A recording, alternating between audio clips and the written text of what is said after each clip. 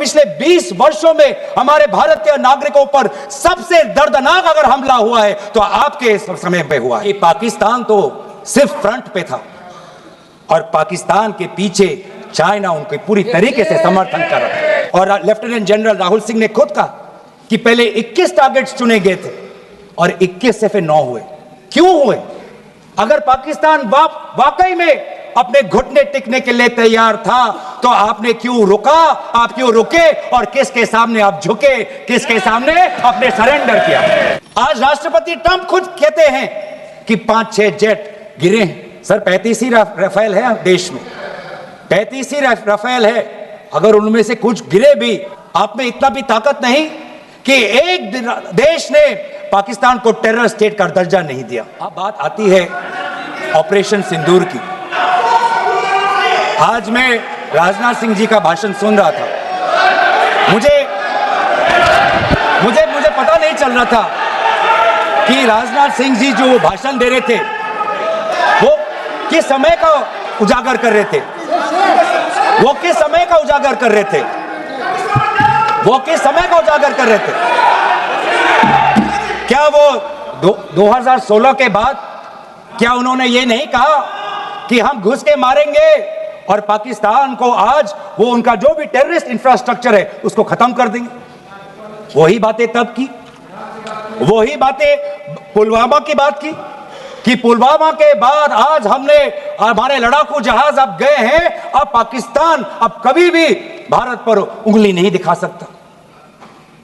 और उसके बाद आज दोबारा वही बातें कर रहे हैं, आज दोबारा वही बातें कर रहे हैं कि हम घुस के मारे, हमने ये किया, फलाना किया। और ये अब भी कह रहे हैं कि ऑपरेशन सिंदूर कंप्लीट नहीं हुआ, अधूरा है, क्योंकि कल को जाके दोबारा पाकिस्तान कर सकता है। ये खुद कह रहे हैं, ये खुद कह रहे हैं, ये खुद कह रहे हैं कि इसके पश्चात भी पाकिस्तान कल को जाके कर सकता है। तो ये कैसा, ये जो सफल कैसे हुआ? फिर क्या सफल हुआ? आज ये खुद कह रहे हैं कि हमारा मकसद युद्ध का नहीं था। हम पूछना चाहते क्यों नहीं था, होना चाहिए था। आज उन्होंने खुद कहा कि हमारा मकसद जमीन लेने का नहीं था। क्यों नहीं था? पाकिस्तान ऑक्यूपाइड कश्मीर अगर आज नहीं लेंगे तो कब लेंगे?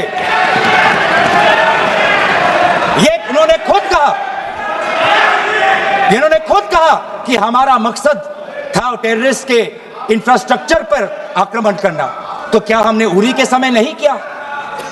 क्या हमने पुलवामा के समय नहीं किया? लेकिन उसके पश्चात भी पाकिस्तान का इतना साहस कि आज उन्होंने पहलगाम में जो पिछले 20 वर्षों में हमारे भारतीय नागरिकों पर सबसे दर्दनाक अगर हमला हुआ है तो आपके समय पे हुआ है। आपके समय में उरी हुआ, आपके समय में पुलवामा हुआ और आपके समय में आज पहलगाम हो रहा है। कुछ बातों का उजागर किया, कुछ किताबों का भी उजागर किया। ये नई प्रक्रिया है सर, हर चर्चा में आदरणीय भाजपा के नेता एक किताब उठा लेते हैं। क्या जानकारी दिया? मैं पूरा पढ़ लेता हूं without editing. What is important, क्या जरूरी, हिंदी में अनुवाद करने की कोशिश भी करता हूं, मत करो। क्या जरूर, ये जरूरी नहीं कि जेट गिरे, पर क्यों गिरे, क्या गलतियां हुई, वो महत्वपूर्ण है। संख्या महत्वपूर्ण नहीं सर। 35 ही राफेल है देश में, 35 ही राफेल है। अगर उनमें से कुछ गिरे भी तो देखिए सर, मुझे तो लगता है कि बहुत बड़ी क्षति हुई। 35 राफेल, अगर कुछ उनमें से भी अगर कुछ गिरे तो मुझे लगता है कि जरूरी है, क्योंकि आपको लगता है कि 35 राफेल काफी है, तो अगर कुछ गिरे तो वो भी जरूरी है। और उन्होंने उसके बाद ये कहा कि ये बात अच्छी है कि हमने अपनी गलतियों को समझा, उसको सुधरा और 2 दिन बाद हमने अपने जेट को उड़ाए और दूर से हमने आक्रमण किया। सर ये मैं थोड़ी जानकारी चाहूंगा। हमारे पास जो हमें संदेश मिलता है कि दुनिया के सबसे बढ़िया और बेहतरीन लड़ाकू जहाज हमारे पास है, सबसे बेहतरीन पायलट हमारे पास है, तो सीडीएस को ऐसा क्या कहना पड़ा, ऐसा क्या परिस्थितियां हैं कि हमारे पायलट, हमारे लड़ाकू जहाज क्लोज रेंज में नहीं जा सकते, उनको दूर से ही फायर करना पड़ता। ये क्या है? ये क्या पाबंदी है? ऐसी ये क्या पाबंदी है कि सीडीएस को ये कह रहे हैं कि हमारे लड़ाकू जहाज ने पहले दिन गलतियां हमने सुधारी और दूर से हमने आक्रमण किया। क्या हम पास से नहीं कर सकते? ये जानकारी हमें दे। हम ये जानना चाहते हैं कि लेफ्टिनेंट जनरल राहुल हर सिंह ने सदन के अंदर नहीं, सांसदों को नहीं, राजनीतिक दलों के फ्लोर लीडर्स को नहीं, फिक्की में जाके कहा। क्या कहा? उसका भी मैं हिंदी में अनुवाद करता हूं कि पाकिस्तान तो सिर्फ फ्रंट पे था और पाकिस्तान के पीछे चाइना उनके पूरी तरीके से समर्थन कर रहा है। ऐसी कोई आश्चर्य की बात नहीं होनी चाहिए, क्योंकि पिछले 5 वर्षों में लगभग 80% मिलिट्री हार्डवेयर पाकिस्तान को सिर्फ पूरा चाइना से मिल रहा है। तो सर, मैं आज पूछना चाहूंगा आदरणीय राजनाथ सिंह जी से, जो सरकार चीन को लाल आंख दिखाने की बात करती है, एक बार भी आपने चीन का उजागर अपने भाषण में क्यों नहीं किया? आर्मी कर रही है, आर्मी कह रही है, आर्मी कहती है कि आज कि सिर्फ चीन और पाकिस्तान का ये 2 फ्रंट नहीं, अब 3 फ्रंट का भी हो सकता है, कन्वर्जेंस हो सकता है चीन, पाकिस्तान और बांग्लादेश को लेकर। लेकिन मैं सरकार को याद दिलाना चाहूंगा कि ये जो 2 फ्रंट की जो बात थी, इस बात की शुरुआत किसने की थी? इस बात की चेतावनी किसने दी थी? इस बात की चेतावनी इसी सदन में हमारे दल के नेता राहुल गांधी जी ने दी थी। और यही हम जानना चाहते हैं, कि आज जो युद्ध हुआ, इसमें पाकिस्तान को चीन से कितना समर्थन मिल रहा है, हम सेना से नहीं, आज हम आदरणीय राजनाथ सिंह जी से और प्रधानमंत्री मोदी जी से जानना चाहते हैं। और सर, इंडोनेशिया में जो डिफेंस अटैचे है, उसने तो ताज्जुब की बात कह दी। उसने क्या कहा sir? India defence attache group captain Shiv Kumar ने, हिंदी में दोबारा अनुवाद करता हूं, कि भारत ने लड़ाकू जहाज खोए इसलिए क्योंकि कुछ मिलिट्री टारगेट्स पर आक्रमण करने पर पाबंदी थी। क्यों? क्या पाबंदी थी? ऐसे क्या ये राजनीतिक कंस्ट्रेंट्स थे? आपने कहा कि 9 टारगेट पे हमने आक्रमण किया, लेकिन हमें यह भी सूत्रों से जानकारी और मीडिया में आया है, और लेफ्टिनेंट जनरल राहुल सिंह ने खुद कहा कि पहले 21 टारगेट्स चुने गए थे और 21 से फिर 9 हुए। क्यों हुए? आज मैं ये जानना चाहता हूं कि पिछले 20 वर्ष में सबसे घातक आक्रमण हमारे महिलाओं पर हुआ, हमारे बच्चों पर हुआ, भारत के आत्मा पर हुई। हमने सबने वो दहशत को अनुभव किया, हम सब एकजुट हुए, हमने पूरी तरीके से समर्थन प्रधानमंत्री मोदी जी को दी कि अब जाइए, और ऐसा एक माहौल बन चुका था कि देश किसी भी कीमत चुकाने के लिए तैयार था। पूरा देश प्रधानमंत्री मोदी जी के साथ था, विपक्ष प्रधानमंत्री मोदी जी के साथ था, और अचानक 10 मई के दिन पे हमारे राष्ट्रदूत कहते हैं कि हम पाकिस्तान पर हमला करेंगे, और शाम के 10 मई को सूचना आती है कि पाकिस्तान के साथ अब युद्ध पर हम परिणाम दे रहे हैं, सीज फायर हो गया। क्यों हुआ? हम आदरणीय प्रधानमंत्री मोदी जी से जानना चाहते थे, अगर पाकिस्तान वाकई में अपने घुटने टिकने के लिए तैयार था, तो आपने क्यों रुका? आप क्यों रुके और किसके सामने आप झुके? किसके सामने आपने सरेंडर किया? किसके सामने आपने सरेंडर किया? वो अमेरिका के राष्ट्रपति जो 26 बार आज कह चुके हैं कि व्यापार को लेकर उन्होंने भारत और पाकिस्तान को सतर्क किया और दोनों को मजबूर किया कि वो इस जंग को छोड़े। 26 बार। आज राष्ट्रपति ट्रंप खुद कहते हैं कि 5-6 जेट गिरे हैं। एक जेट करोड़ अरब रुपयों का है, मिलियंस एंड मिलियंस का है। इसलिए हम जानना चाहते हैं, आज हमें स्पष्ट रूप से आदरणीय राजनाथ सिंह जी बताएं, देश पर विश्वास करें, देश में वो साहस है सच्चाई सुनने की। आज आप बताएं कितने लड़ाकू जहाज गिरे?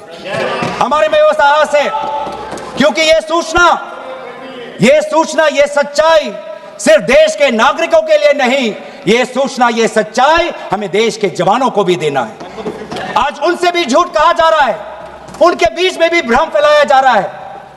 हम उनकी जो सच्चाई है आज हम सदन के अंदर लाना चाहते हैं।